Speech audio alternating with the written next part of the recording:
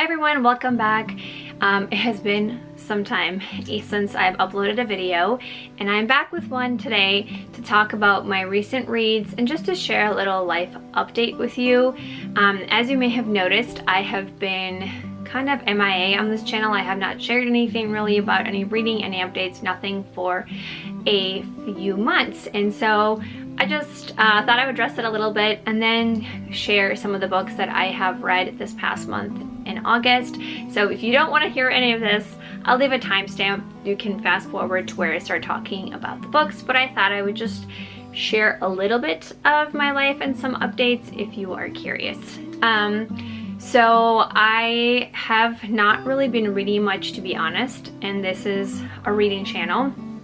And I've just kind of been in a rut, I think, because in March, my grandmother passed away, and I kind of struggled a bit because I think the struggle for me was that my grandmother was in Ukraine, and I was not able to go back there, and I think that's what really was hard for me, that I struggled with during the process and afterwards, is that I couldn't be there for her and be there with her, because she's one of my most favorite people. She helped raise me when I was growing up in Ukraine, and so it was really hard that when this difficult moment came, I was not able to be there. And she was, you know, like asking, towards the end she was a little bit confused, and she kind of was asking like, when are you coming? Are you gonna come tomorrow? So it was just really hard to not be able to come due to obviously the whole situation, and my family is actually in the eastern occupied part, so there was no way where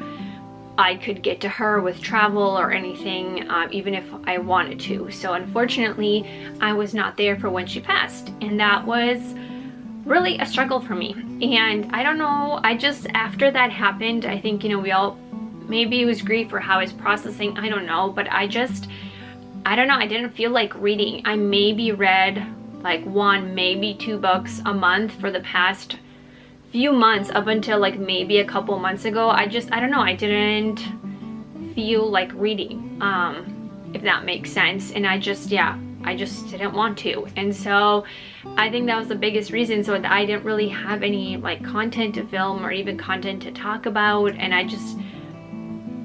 don't know, I wasn't in a place to be doing that, and so I just didn't. And a couple months ago, I finally kind of was like slowly starting, I think, come back to myself a little bit more and just feel a little bit more confident, like being able to actually talk about her without totally just crying and losing it, and just being able to talk about the good memories about her, and just, yeah. And so I slowly kind of got back into reading a little bit more, as I was feeling a little bit more like myself. And I also recently, I think part of what really kind of helped bring me back to life and just be excited about reading again is that I am back to working at a library.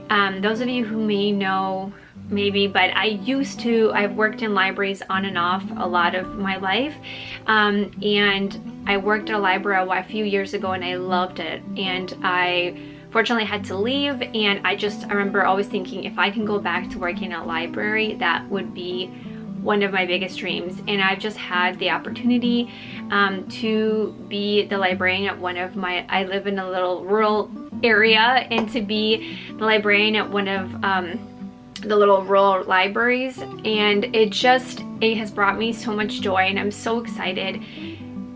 I could go on a whole spiel about how exciting and how much I love libraries. I just feel like making all this library content and sharing with people, and I think it just makes me so happy, and just brought a little bit of joy into reading with everything. And I just am so happy, and I finally am reading a little bit more, and I'm just excited to be talking about it and sharing some updates with you guys too. So with things looking up in life, and like I've mentioned, it's been about a month now. I've been doing training and things, but I am back in a library, and I'm just so excited. I've been getting to know the regular patrons and just finding books to read. I'm thinking I will also maybe be doing a kind of like monthly or bi-weekly like library book haul, because I'm trying to save money. To be honest, in this economy, we don't all have book buying money, and it's better to support your local library anyway. So I might be doing some of those on my channel if you like to see them. And also I recently did, my husband got me like Kindle Unlimited, and that actually has been really great. I've been utilizing and finding like the ebooks on there and just been reading a lot more, and for I think the value of what you get, it's been really fun. So I was really excited about that edition as well. I think that has also helped me get back into reading. But with all of that, I wanted to share I think I have 7 books maybe that I read in August, and that for me, like I said, up until recently, like that is an amazing amount compared to the 0 or 1. And it's not about, again, the number, but just I'm saying for reference for me, like I actually have gotten back a little bit into my groove and been reading a little bit more. So all of these were actually ebooks. Some were on Kindle, I think, or Library Borrow. So I will put the picture up on the screen. But the first book that I read in August was called The Wedding People. And maybe as most of you have been seeing this book around a lot. It was pretty popular, I think, especially last year. And so I wanted to check it out. It is a fiction, like general fiction, I believe.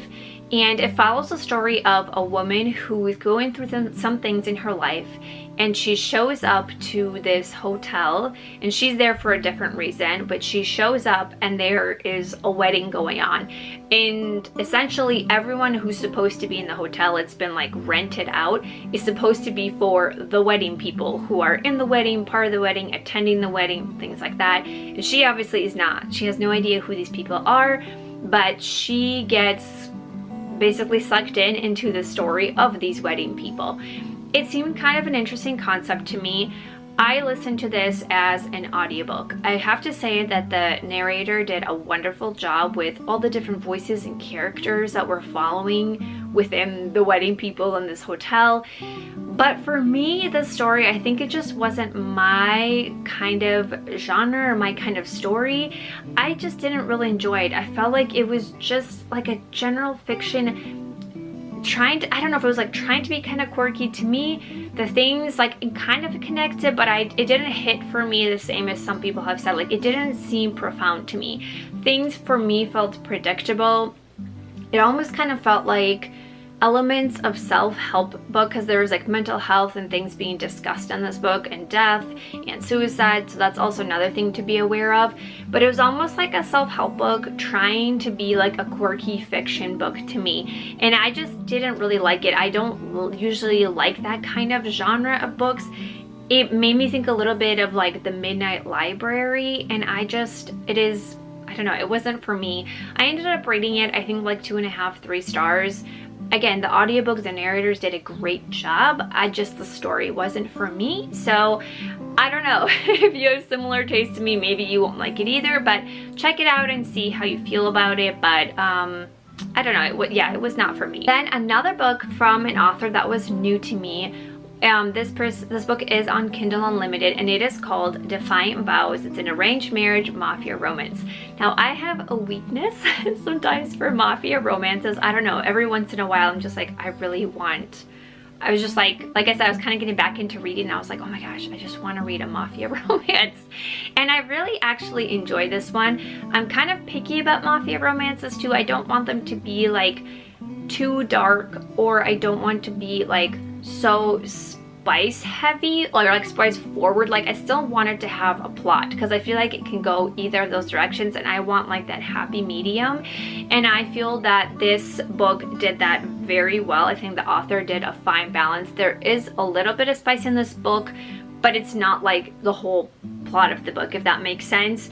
And I really actually enjoyed the plot. I thought it was interesting, and I was engaged, and I read through this book pretty quickly. And so, like it says, it's an arranged marriage, and so I believe the character, it's Viviana, and she's part of like the Italian, like their family, like the mob or whatever, the mafia, and her sister was always supposed to be the one that was like gonna marry this other mafia lord, and she, had been training her whole life to take over and be this mafia lord's wife.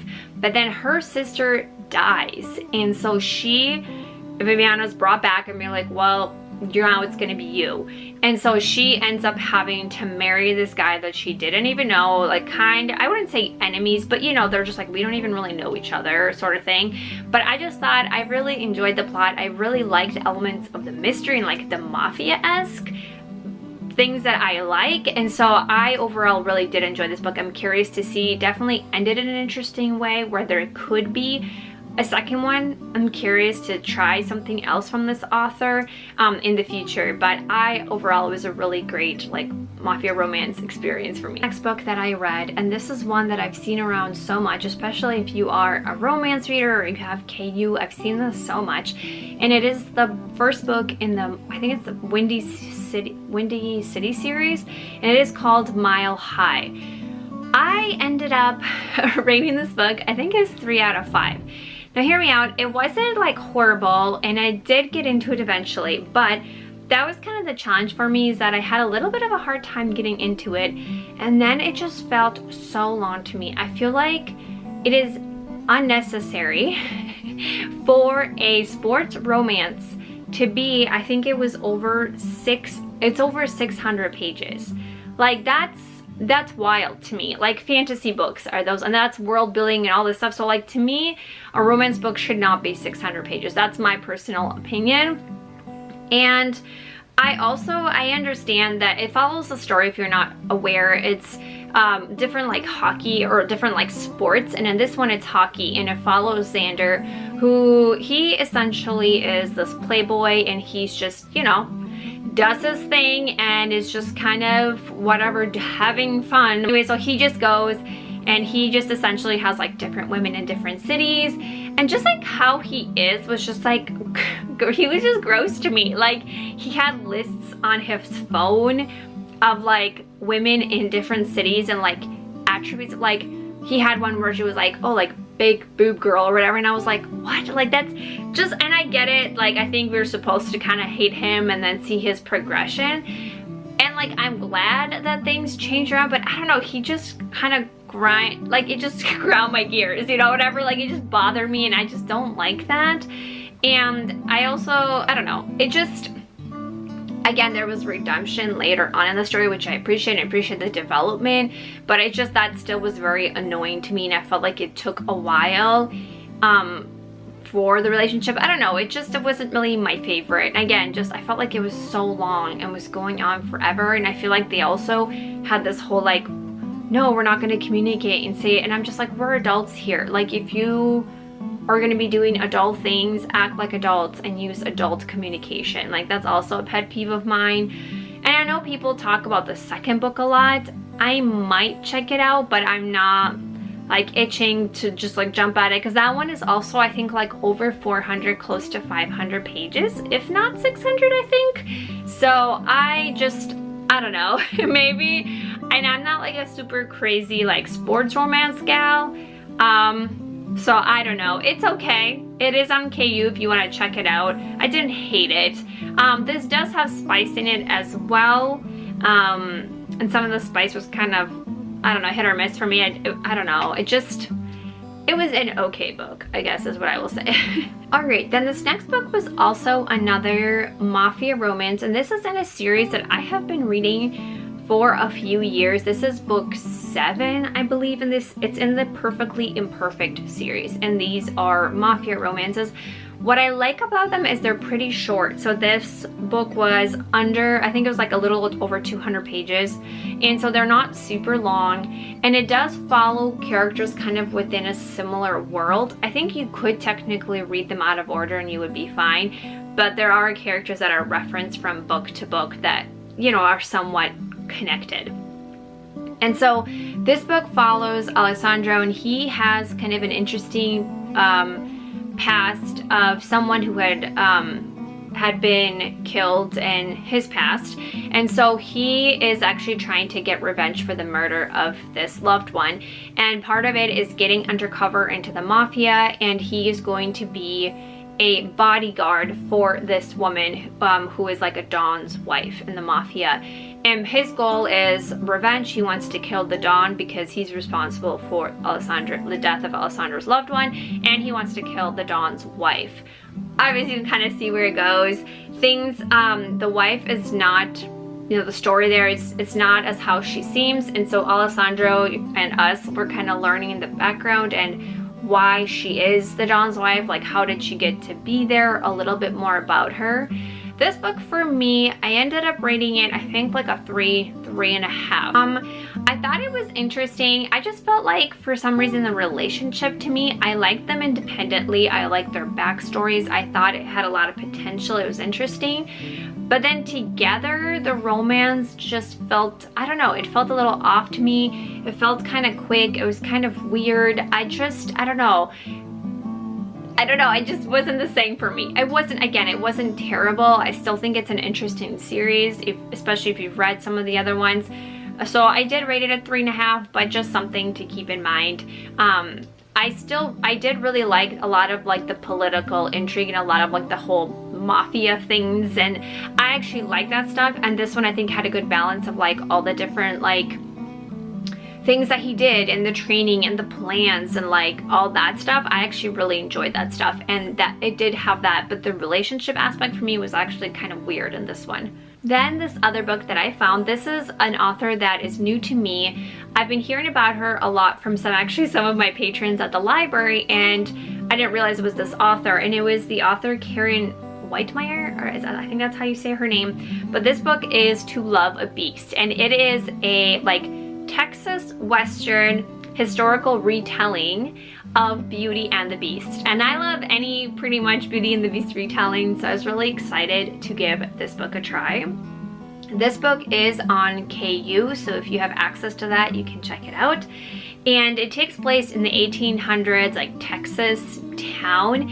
And so this woman, so it follows Everett, and he is kind of a socialite in their society there. He comes from a wealthy family, and he is trying to find a bride, someone obviously hopefully from a wealthy family, and that's kind of where he's at.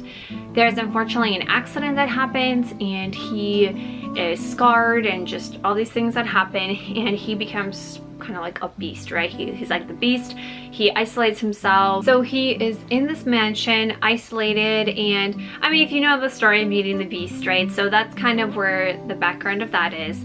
Then into his life, he of course has a giant library. He's very wealthy, but he wants to do like get his books rebound, and so he hires this man and like his company to come in and do the rebounding on like a large collection of his library.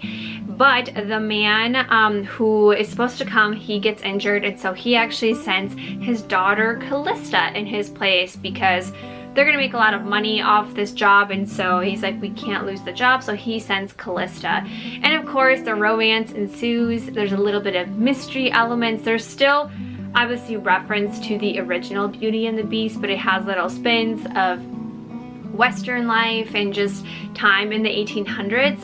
And I really enjoyed it. I thought it was done really well. I loved, again, the development of the relationship, the growth that they both made, and the things that they went through, especially Everett. And it's just a really sweet story, and I'm excited to check out. I think this author has other possibly like fairy tale retellings set in the West, or like I guess technically it's the South because Texas, but you know, like during the 1800s and like during that time. So I'm curious to try them out and see if they are just as good as this one. Then the last book that I read in August, and it was by an author that I've heard a lot about. Her books have been on my list, I just haven't gotten to them, and that is the book The Night and the Moth by Rachel Gillig. She's the author who did One Dark Window, and I forget what the other book is, but that duology, and I know that series blew up and was so popular, and I still haven't gotten to it, but I was curious about this new book that came out,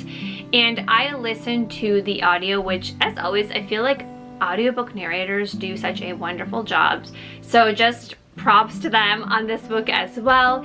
But I ended up being slightly maybe disappointed. I don't know if her writing is for me. I ended up rating this book 3 stars. I feel like a few things. One, I do feel like her stories are unique. She writes fantasy stories, and I feel like the fantasy is unique. It's different than things that I have read before in other fantasy books. You guys know some fantasy books, it's like a lot of the same, which again, I don't mind, but it is kind of interesting to see something unique in the fantasy world. And I think that she does definitely have that element down. This story follows a society where there's knights, and then there are diviners, and one of the women, Six, she is one of these diviners, and essentially they get drowned and like come back to life, and when they are being drowned, they're supposed to see visions, and these visions, you know, tell you things. And so she spends her life living in kind of like a monastery place where she essentially just being like drowned with these other diviners. It's kind of a, I don't know, interesting system. And there's gods and like all this magic behind them and all these things. So it's an interesting world, but to me, things just felt a little bit slow. And I know I had posted on Fable and other people as well, where I felt like I was 20 chapters in and I'm like, is it just me? Like, but other people I think also felt where it was just a little bit slow. And I don't know if it's because I think this is the first book in a series. Like, you know, it's like a lot of that world building and creating the stories. Like maybe that's why. But I don't know, I didn't feel as connected to the characters. And again, the romance to me it just seemed a little bit odd. I don't know why. I just wasn't like, oh my gosh, like rooting for the characters to be together. Like I could kind of see it, but it just, you know, it like was missing that oomph for me. I'd have to say the ending of the story definitely like grasped my attention. Like there was a lot of the political things going on with the kingdom. There was definitely a plot twist. All these things are getting revealed, and that was so interesting to me, that ending part. But it just, I don't know, the whole rest of the experience, I wasn't like, you know, jumping to get back into that world. I was just kind of listening to the audiobook, but I you know, I was kind of like, okay. So I don't know if I'm going to read her other books. The One Dark Window, maybe I'll give it a try. Let me know your thoughts. But that's just kind of my experience with the one book from this author so far.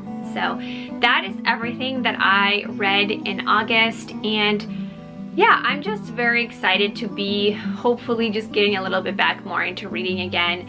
And yeah, just really enjoying it, and I'm so excited to hopefully share a little bit more content with you all. And yeah, so thank you all so much for watching, and happy reading, and I will see you in the next one. Bye everyone.